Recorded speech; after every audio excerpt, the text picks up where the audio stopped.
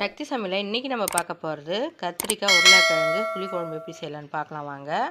ஒரு கடாயை வச்சு எண்ணெய் ஊற்றிங்க, வெந்தயம் சேர்த்துங்க, ஒரு 15 பல் போல் பூண்டு சேர்த்துங்க.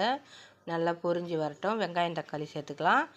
வெங்காயம் தக்காளி சேர்த்துட்டு கருவேப்பிலை இது கூட சேர்த்து நல்லா வதக்கிக்க போகிறோம். வதக்கிக்கிட்டு நம்ம உருளைக்கிழங்கையும் கத்திரிக்காயும் இது கூட சேர்த்து நல்லா பொன்னிறமாக நல்லா கத்திரிக்காய் உருளைக்கிழங்கு எல்லாமே நல்லா வதங்கி வர அளவுக்கு நம்ம நல்லா வதக்க போகிறோம்.